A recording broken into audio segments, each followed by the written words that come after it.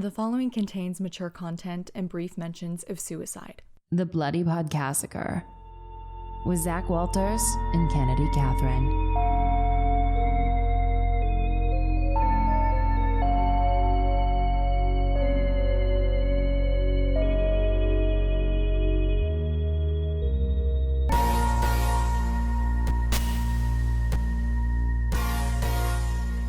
I won't be that close.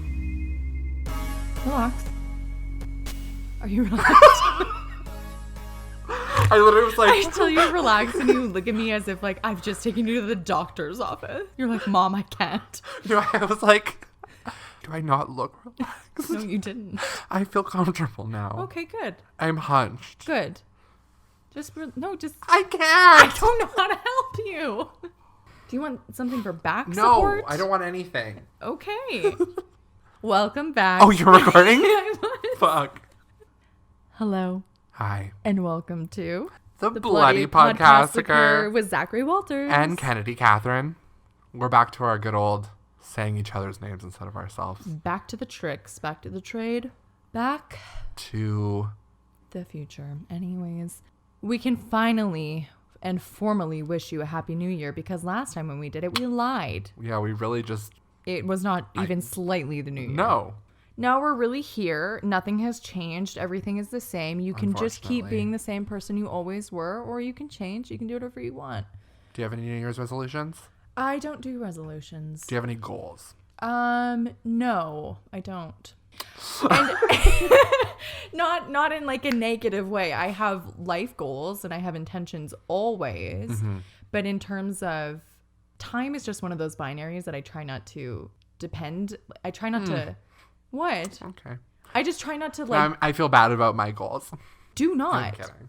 What are your goals? I would love to hear them because maybe I can build off that. Oh, I want to read 100 books this year. I think that's a great plan. My That's goal a last year lot. was 6. 6 books? Mm-hmm. And did you accomplish it? I read 8.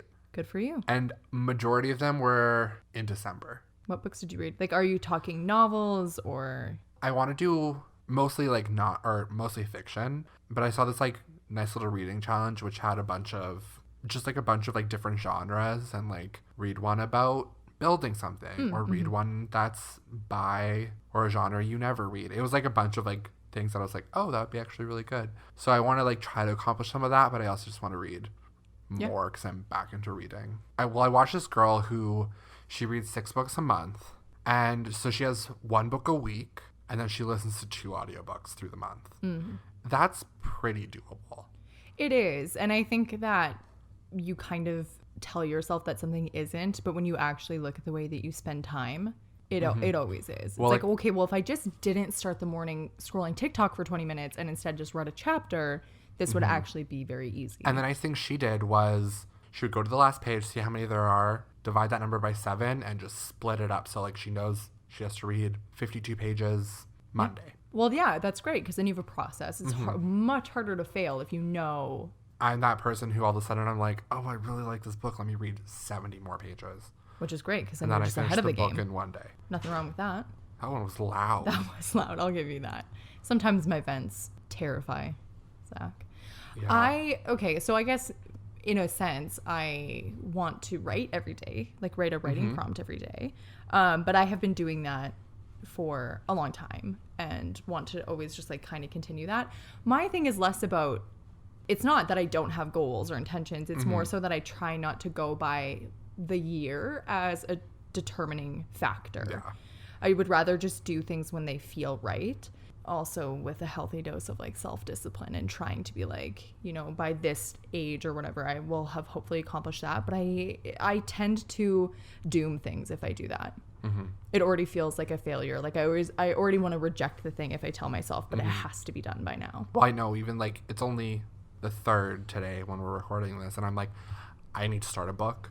Like I was like, I feel like I'm already behind. Yeah, and that sort of pressure is just so needless. But if you do the thing and then you accomplish it, how fulfilling is that? I know. It's very. And it was nice to have a goal of 6 and read 8 last year. No kidding. So here's for 100. I think you can do it. Thank you. So one of the things that we all did a lot of this year is a little word that I think most of us are so tired of hearing. Zoom. telling lies in the studio today because I personally did not Zoom almost at all. And I thought I didn't, but I Zoomed quite a bit. You really did. I know that because I live with a person who does a lot of Zooming. Well, not does a lot of Zooming, but has been involved in more Zooms that I have opted out of. And I know that you're on them. Yep. You're on most of them. I am. I'm there sitting by myself. But the nice thing about that is, like, you can easily leave those. My computer died and shut your laptop. Like, it's so easy to get out of. You really can just close the laptop and move on with your life.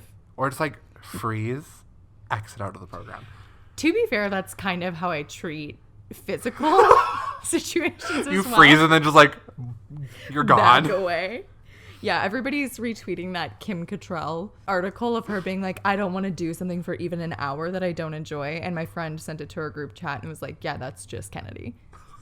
And that is one thing that I think every person should take into the new year is just do what you need to do. And I mean, that's always my intention, is just do what feels right on like a cellular level. And I try to check in with myself to like an annoying degree to see what that is. If I go to eat, I'm like, okay, do I want something that's hot or something that's cold? And you just like really start with the basics. And I'll give up on anything halfway through if I'm not having a good time. Makes me feel good about this. Yeah. No, but not in that sense. I'm also very committed in this type of way. Best of luck trying to get rid of me. I am like chewing gum. I will be stuck to the bottom of your shoe for the rest of your life. I'm very excited. Good. But Zoom leads us into what we're going to talk about today. One of the more buzz-provoking, what's the word I'm looking for? Buzzworthy? Yeah, movies of the year. Mm-hmm. People loved this movie. Which surprised me. For what reason? So before I watched it, because I watched it a couple of months ago, I didn't read any reviews. And so I thought people didn't say anything about it or they didn't care. But then I really enjoyed it. And then when I was like kind of doing research for this, it has 100% on Rotten Tomatoes. I find that to be very surprising. I knew it was well loved by audiences. Mm-hmm.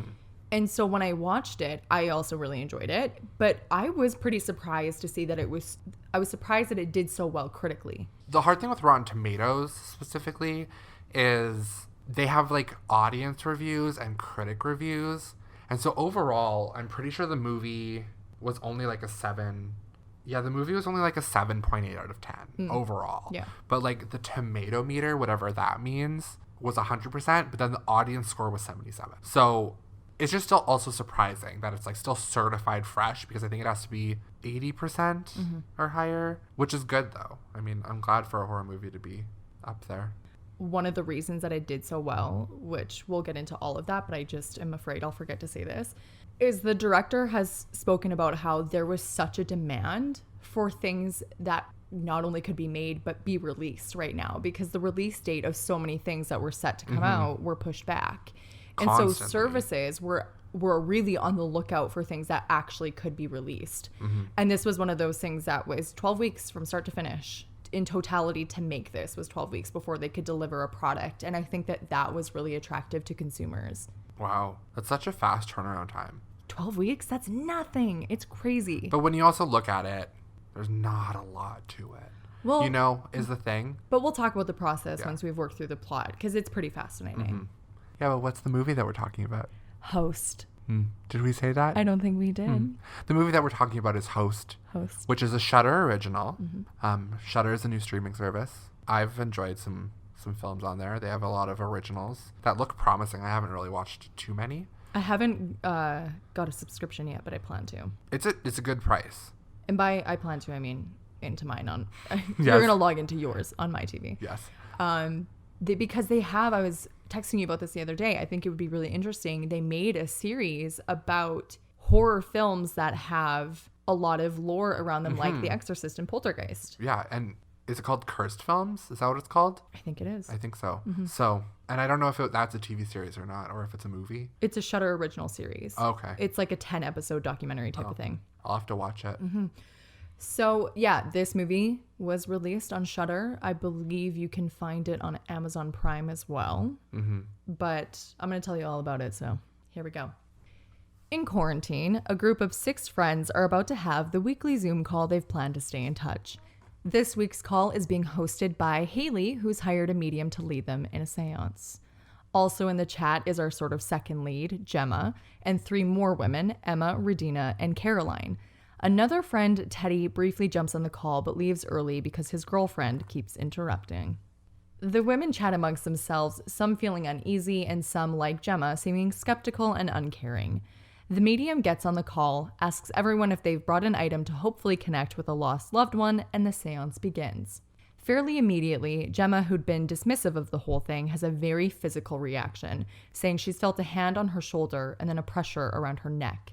When the medium asks if she can think of anyone this might be, she says the name Jack is coming strongly to mind and explains that years earlier she'd made a friend in school who was always very kind to her, but who died by suicide, having hung himself. Eventually the call drops on the medium's end, and Gemma admits she faked the whole thing.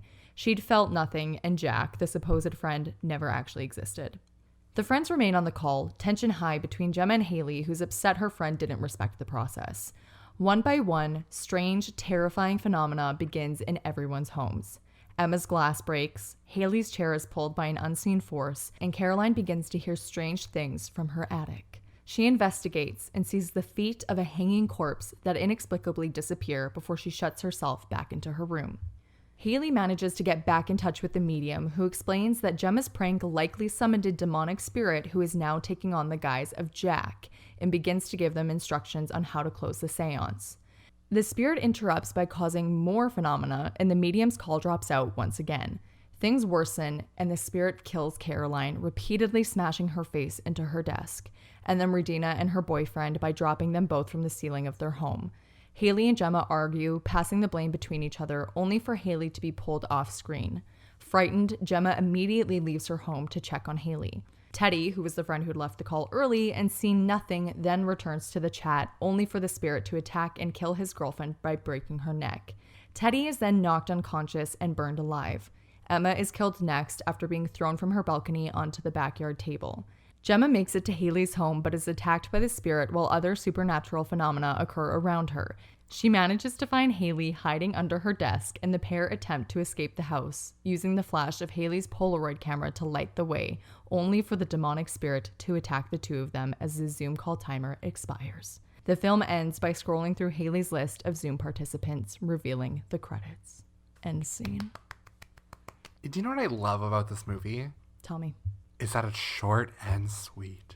56 minutes, 56, 58, something like that. It is. Under an hour. And every minute of it is enjoyable. Yes. It's a really good, concise movie. They didn't have to drag anything out. They didn't, like the beginnings a little bit. Because it's just like a regular Zoom call. They're chatting. They're like, oh, we're going to bring on this medium, blah, blah, blah. It's quick, but like it needs to happen to set up the story. But then once like it starts, it doesn't end. For something that was made in quarantine, they did a darn good job of it. Knowing what I know about the process of them filming it, because you never really know. There's a part of me that's always skeptical that there was workarounds and that they didn't actually follow the guidelines and do things properly, that they maybe it was rigged a little bit. They did this remotely. Everybody did their stuff on their own, and it is insane when you watch it to think about that. Let's talk about our favorite scenes. It is a little hard to find like a particular quote unquote scene. There's so many good moments, but it is one continuous seamless shot. Like as we said, it's all a Zoom call. So it's technically like quote unquote live. You're watching like a recording of what has happened over the past hour. Personally, my favorite moment, there's a couple I have, but one of my favorite like shots and like moments in the movie is when Teddy and his girlfriend come back onto the call after not being in the call the whole time. Teddy's lights go out in his kitchen, wherever they are in their house. He's struggling around. I think he has his phone, or maybe just the computer light is projecting a light. We have the flash of like whatever the being is, 2 hands covering like a face, and there's like a yellow eye, and it looked like a blue figure. House is trashed. And it goes out to, what's her name? Ginny? Yeah. Ginny is his girlfriend. And she like goes to reach for Teddy. And she is pulled into the air. And her legs are like dangling and she's being choked by, we can't see anything. And then her neck snaps and she falls into the pool. For this being made during 2020 and what we went through, and for like that visual, I was like, this is my favorite part of this whole movie. And then Teddy dies and I was like, fuck you, Teddy, I hate you anyways.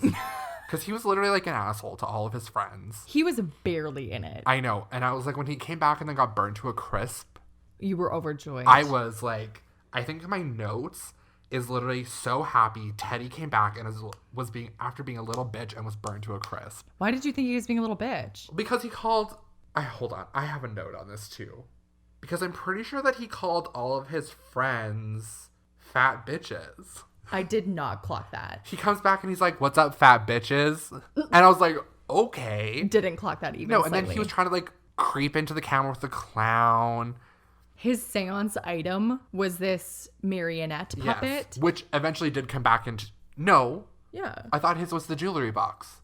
Yeah, but why was that puppet there then? Because I think he was trying to be some sort of like joke tomfoolery moment. No, you're right. His item was a jewelry box, but he also had this clown puppet that he tried to trick him by bringing it into the... That actually did scare me though, a little bit.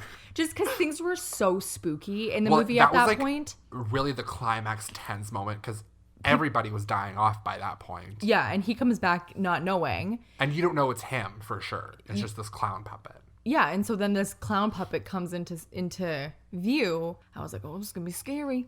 It wasn't. I mean, it was horrifying, but that in and of itself was not scary. But yeah, that scene where her neck like snaps and she dropped into the pool, that is the scene I want to know how they filmed. And also when they threw... I have such trouble with all of the characters' names, because they all are like... Isn't it like Gemma and Emma and... Regina and Caroline. Yes.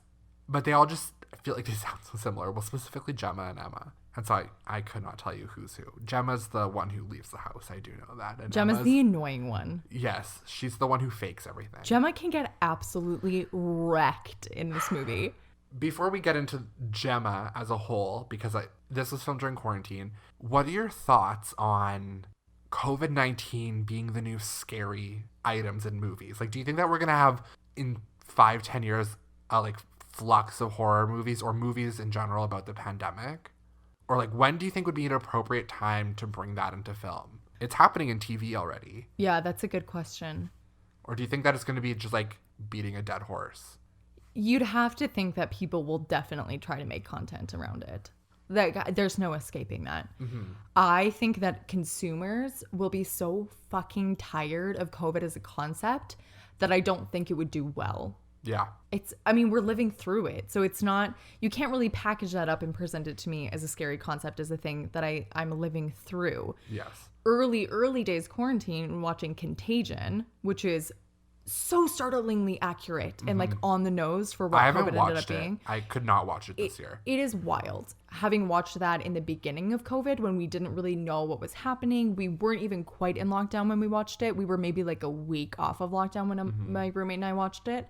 That was horrifying because it's an unknown, and the thing that was about to happen to us, we didn't know what it was. When you're living through it, I'm like, yeah, I don't need to see it. No, thank you. I don't like that as a concept. Yeah. And the reason that I think that this movie works so well is that it's timely. And despite the fact that it's a horror, it was weirdly comforting to see people in our world and the way that our lives look right now. But it has all the proper mechanisms of a regular horror movie. You know, the Blair Witch Project is a good example of a movie that has aged technology, but ages well and is still a loved film because at the core of it, it's still just a very good horror movie. Yes. And I feel that way about Host. Like, it doesn't lean so far on the concept of Zoom or COVID that in 3 years from now, it'll be irrelevant.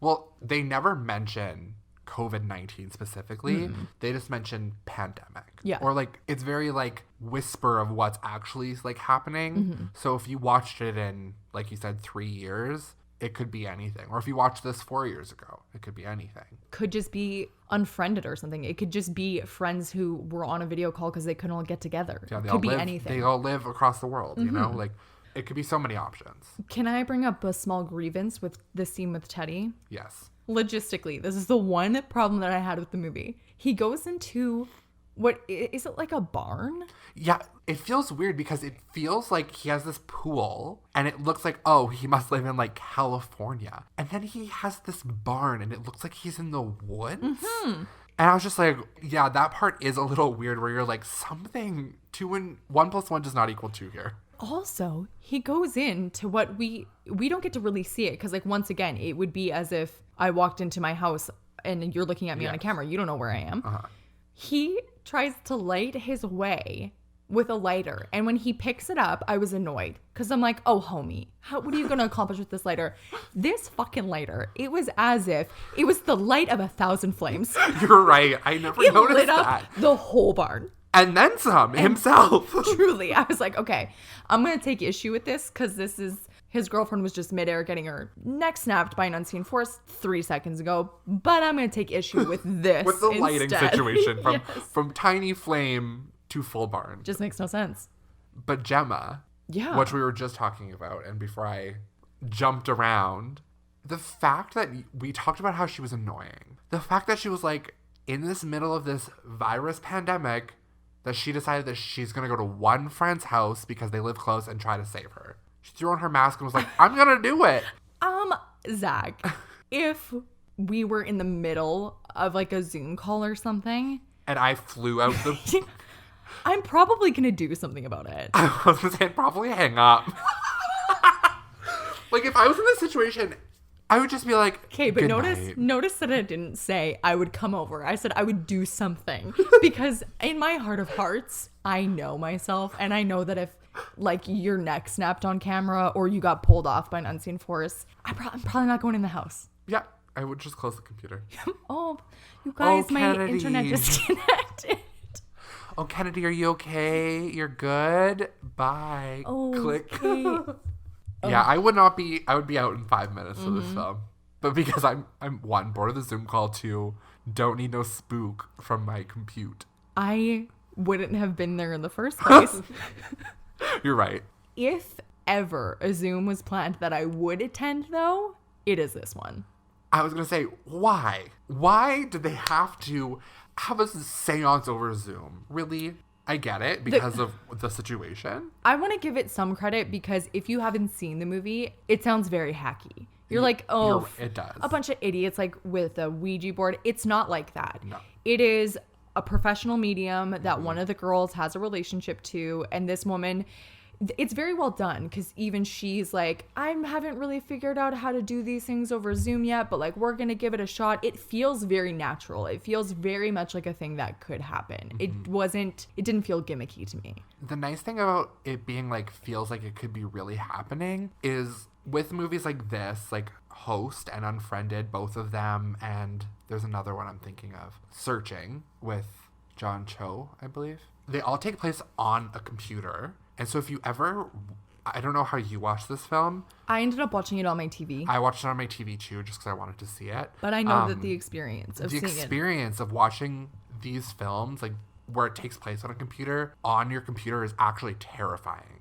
I know when I was looking up like more stuff about this movie, reading a lot of reviews, people said that they watched it on their computer and in the dark. It's so fun because all of a sudden the mouse is moving, or like, I don't know how much the mouse moves in this one per se. It's more of just like a recording. It's just like, it's a full experience. Yeah. And that's what I like about it. It's similar to 3D. Like, it's an immersive experience. Yeah. But now it's in the palm of your hands versus just visually almost. I don't know if you ever saw it on TikTok. People were talking about this game. It was called Take This Lollipop. And I think it came out a couple years ago, but it had a resurgence through TikTok. And essentially, it's like Host, where you are one of the people joining in on the Zoom call, and there's a chat log. You put your name in, and you allow access to your camera, so it looks like you are a part of it. It goes through the whole thing of something's happening, people are getting taken off camera, killed, whatever. And then the call ends, and then it starts up again, and you're sitting there, but you're not moving. All of a sudden, your mouth starts moving and you're speaking words on the like screen, and then your face morphs into something else. No. And it's like this weird deep fake thing of like you're moving and you're speaking all these words, and that's the freaky part. And then of course there's like a jump scare because I think you morph into this weird lanky old white man. Oh, of course it's a white man. After this, maybe I'll have to show you it. I kind of want to see it.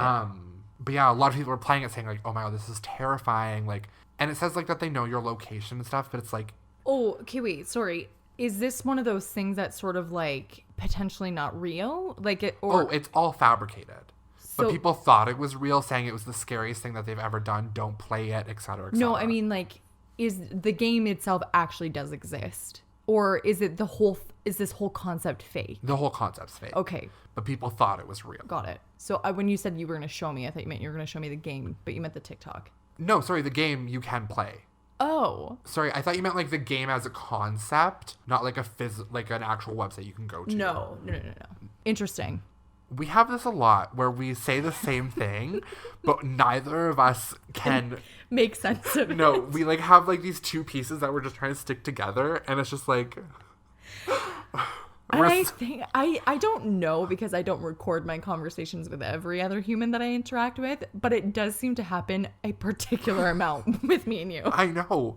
And we get kind of mad at each other at some point because we're like, well, no. And then we're like, wait a minute. You're not seeing the thing that I'm saying, even though we're saying the same fucking thing. It's the exact same thing. And then we're like, oh, wait. Oh. And it like rolls in and we're like, there it is. Got it. Figured it out. Can I tell you my favorite scene? I would love to hear your favorite scene. I just want to take a sip of my Gatorade.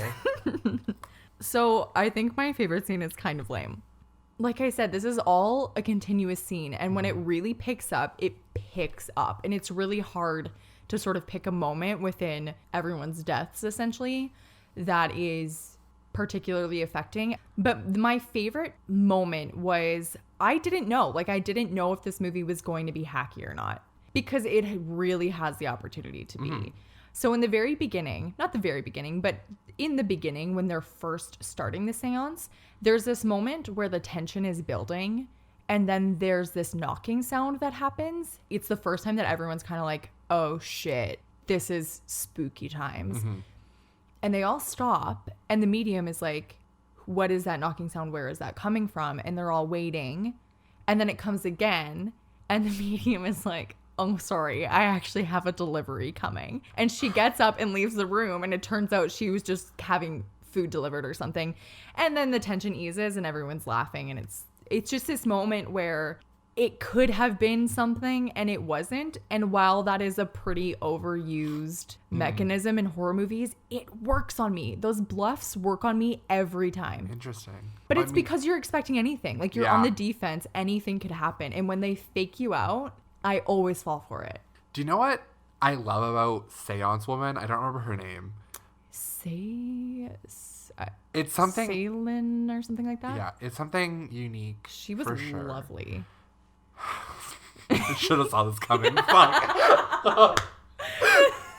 Why? Okay. I didn't mean it that way. So, Seance Woman. Yeah. Where is she? What? This is a great question. Where is she and what is her specific accent? Okay, so like... Is she in a stone house? Okay, is she in a basement? It's so dark. She has no electricity, I feel, other than her computer. There's some sort of stone wall, maybe a chimney, like in a basement. I wasn't thinking basement. In like a sewage system. It just like... It was so like dark and green and this like weird brick wall. Where the hell is this woman? And who is she? And this is definitely purposeful, but one of the things about this movie that is so successful, when there's that amount of space behind people, it's such like a looming feeling because anything could be back there and you could see anything at any time. And when there's that many people on screen and that many spaces to look at, you're always like, well, where do I look? But with her house, it felt ominous. It was the one place where I was like, oh, some shit is happening like, back there. Right? Yes. But another interesting thing is like hers was like definitely like portrait shot, whereas every other character was like a headshot. They were all like Lee and Dan, it was like shoulders up, whereas she was like full on sitting back and like this brick wall is behind her that looks like moss could be growing on it. Like, I don't want to beat her. That's the thing. Nothing about that sounds unappealing. No. Moss, brick, dark sewer system. My home. Truly the environment of my people. I hate admitting that I do have a difficult time with accents sometimes, and everybody is going to absolutely crucify me for this one, but English, Australian, and South African, sometimes I get a little... They all blend. They start to blend a little bit. At no point could I understand where anybody was from in this, because I thought it was Australian. It's not. It's British. So I just... Could have fooled me. I just assumed everyone was Australian. And a couple times I was thrown. And I still don't know where anybody is from. And that's okay. That is okay. Do you know what else I loved about this movie? Which it was actually kind of like a comical moment, but then it turned out being terrifying. What? The filters on Emma. Okay. At first, I thought, this is so dumb. It was annoying the hell out of me. Yeah. And then the way they used it, I was like, God damn it, that's smart. When she was running and she had that lizard one on and her tongue kept sticking out, I was like, this is so funny but so terrifying. Yes. One of the characters in the very beginning keeps putting on funny, scary filters. Yeah. But then when the action is picking up and she's running around and she actually has that filter on, and then they use it later, so she senses like a presence and she turns the camera around, like there's nothing in the room, but there is the filtered face is on something. It's one of those like plastic purge masks almost, you know? But yeah, it's just like the face is just floating midair. Like, and yes, I feel like that's been used before, but I've also been that person who has had my camera and turned it around and then like it picks up a face and I'm like, Huzzle! And I'm like, gotta go. I gotta shut that down real quick. I feel like that was like a pretty big thing when, what is that called? Photo booth? First happened when those apps were first coming around and they were not when the most... Snapchat first had the first face filters. That's what it was. It's not the most seamless technology. No. All of a sudden the filter would just go like over your shoulder and you'd have two and you'd be like, and you'd be like, this is it. You're like, I'm dying here from Snapchat. It's like when your cat stares at something in the room, you're like, what? I know. And it's like, and why is it just the wall? The plain wall out of all of them. I spent the night at my parents' on Christmas, properly isolated, all of those things. But I slept in my childhood bedroom with one of the cats that I grew up with. And I swear at one point I was like, you got to get out of this room. I can't sleep like this, because you staring at one spot on the wall for 30 minutes has me spooked, my man.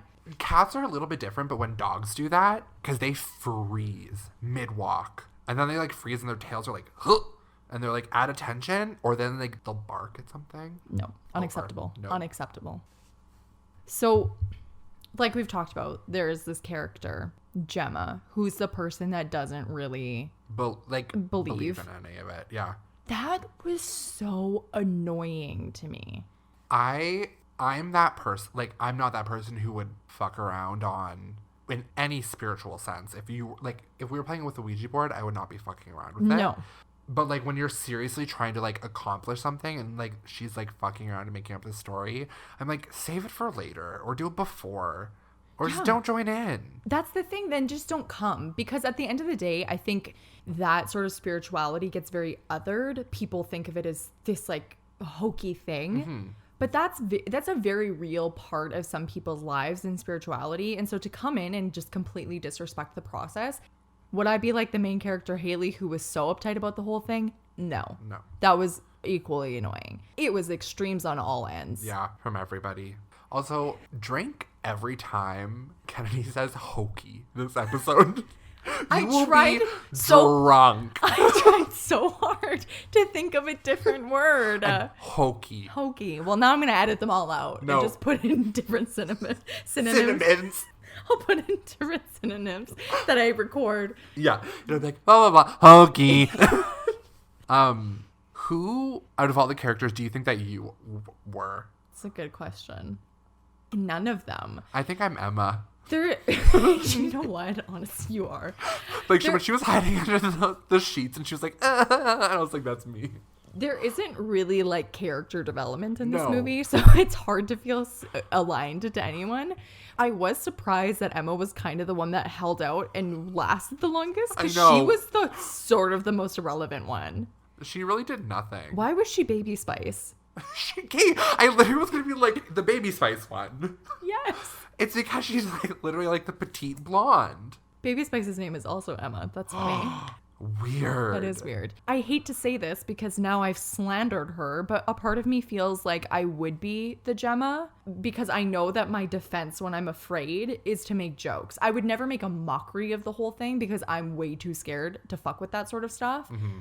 But I can't say that I would be one of the people who was like quietly terrified and I would be the one screaming on camera like, ah, and like just sobbing into a lean neither cuisine. one of us would have made it that far. No. Like the chat was closed on my end. Emma really held out. She really did. Complete side note, and I do this a lot. Do you know what was really uneventful? What? Gemma's death. Gemma didn't die. I thought she did. Oh, at the very, very end? Okay, when she gets into Haley's apartment. Yeah. And she's standing there looking around, and all of a sudden, like, from the kitchen counter, this mason jar just comes and, like, knocks her in the head, and she just collapses. Did she not die then? I don't remember. Oh Okay, my wait, God, it's no. so funny. No, wait. I all of a sudden just remembered that happened, too. But she makes it to the bedroom. Because maybe she just knocks her temporarily, but she's just... Because then her and Haley, she's like filming... I thought she was filming Haley taking the Polaroids. And then the demon thing comes out of nowhere. I have to mention something about those Polaroids. Can we please talk about it? Because I have a lot of feelings and thoughts. I absolutely hate that horror trope. I hate it. Because it happens in Saw, the first one. God, I love the Saw movies. Me too. It slowly gets worse. And then, Yeah. you know... But in the first Saw movie, they do it. And he's walking around the apartment and all of a sudden he's taking pictures. But the issue that I have is the Polaroids make this noise. So when you take a photo, it makes a whirring noise to like shoot out the film and then reload the next one in. So it's like click. And that's always the sound that they use in every single movie with Polaroid cameras. It's the fact that it's like a blinding flash and then it's blackness. This is what I don't understand, is the thing that it's being used for is so ineffective. I think she's trying to do it in order to capture something on film that she can't see with the naked eye, but she also never turns a fucking light on. Just use the thing that is made for the thing that you need. If you need to light up a hallway, turn your phone flashlight on. Don't use a Polaroid camera. It's the whole concept of it being that quick flash and to maybe see something in that flash. I don't want that. How did you feel about the end and how it all turns out? Fine. Yeah, that's what you were expecting? When you see these kinds of movies, everyone just kind of dies. Yeah, I take issue with that. Do you? I do. You don't like when everyone's dead by the end? Mm-mm. You like a final girl kind of moment? Not necessarily. It's more so if you're a person who exists in the world believing in the supernatural and investing any sort of belief into like the quote unquote evidence that there is, the evidence amounts to like items being slightly moved, voices, recordings of that sort of stuff. It's very, very minimal.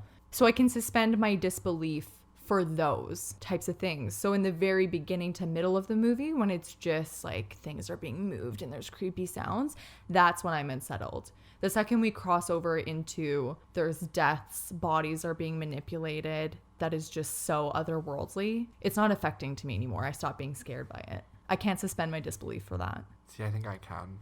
And that's why I'm okay with everyone dying by the end. I'm just like, yeah, well. But it's also, that's what I expect, I think, just from scary movies. You look so concerned. I was just trying to think, did we ever get back from the person who held the seance? Like, did she ever come back in? No. I think she does come back in briefly when they contact her. Over the phone.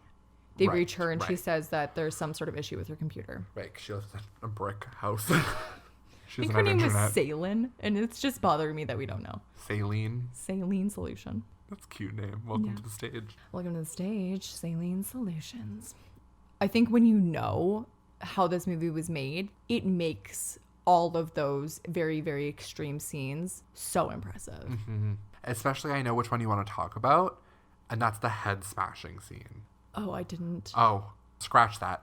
Well, the reason that I liked that, it is, wow, unexpected. It's it's the first, like, really violent, because everything else is kind of just, like, well, I don't know if it came before or after, but when her boyfriend dropped from the roof, that was pretty violent. That made me jump, also, because that was good. How did she not see him? It's a great question. She was she's walking like, around, I don't know where he is. walking around looking for him forever, and then he's just on the roof, and you like, is he didn't floating? see him. If someone was floating in this place right now, Telling you, we would see him. if my roommate, like,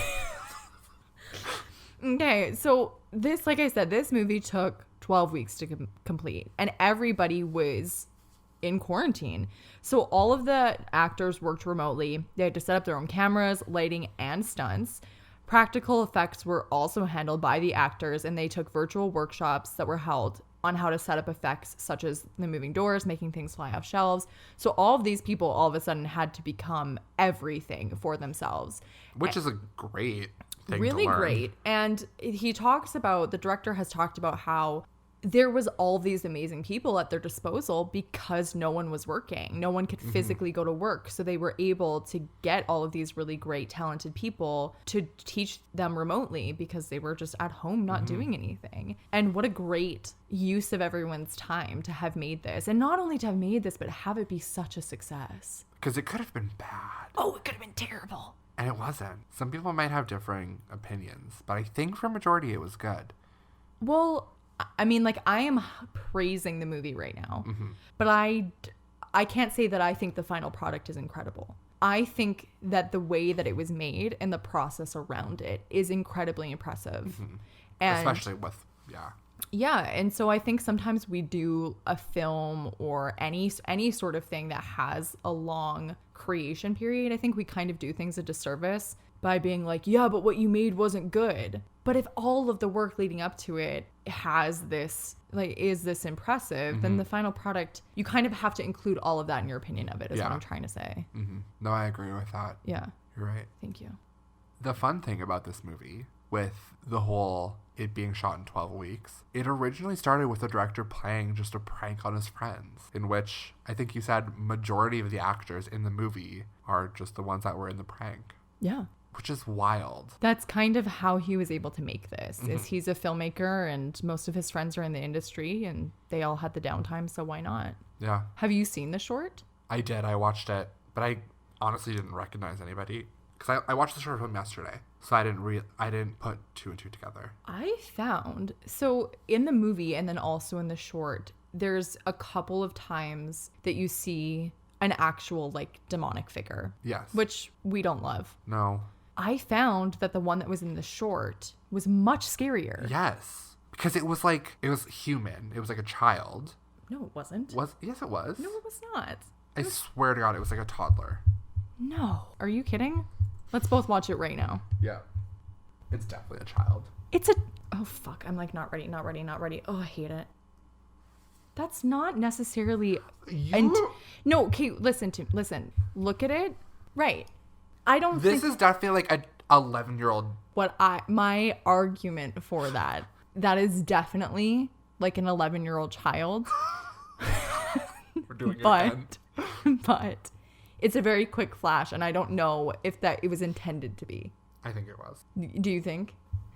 I do think. I'm thinking he had a child at his disposal and was like, yeah, it can be an 11-year-old. What difference does it make? Because it's just a quick flash of a face. Also, can we talk about this person who has... Elle Woods. Yes, Elle Woods in the background, but also was wearing, like, it looks like a Party City grandmother wig. I also loved, okay, can you explain the prank? Rob Savage decided to host a Zoom call for his friends and play this prank on him. The short is only 2 minutes if you want to ever watch it. He came home one day and found a candy wrapper and heard noises upstairs from his attic, so he went to check on it. Nothing was there, of course, but then decided that this sparked a great idea to prank his friends and actually have something up there. He recorded it all, made this little jump scare, and then showed it to his friends. And then as he goes up into the attic, flashes and shows the kid, he falls, and it's just a shot of his feet with the stairs, and it's just all of his friends screaming, being like, oh my God, what happened to Rob? And some people were like, great one. Here's the thing. They're chilling. Yeah, I know. They're all like, Rob. They're like, what happened to Rob? Oh, he's not moving. I would be like, what the fuck? Yeah, I know. No one is like someone go to Rob's house. No, everyone's just like, okay, so what's everyone's plans Tuesday? Should we reconvene?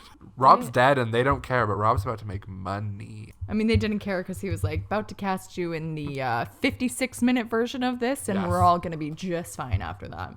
One thing I did love with the editing aspect is, you kind of talked about it when you went through the plot, is the way that they did the credits. I didn't realize that those were the credits I at didn't first. either, and I went smart. back. What happens is, I think Zoom lifted it recently with the holidays, but Zoom, you only have a hour, I believe, time frame that is free that you can use to host your calls. Which is smart with this movie having it show that the Zoom call has ended because the time has expired. And then it cuts to the Zoom participants. So you expect just being the list of the people who are in the chat. But it goes, and the Zoom participants are Gemma as Gemma, whatever her last name is. Yeah. But then it goes into like Rob Savage, director, and it's just their name, and then in parentheses art their design role or whatever it is. And so at first you're like, who are all these names?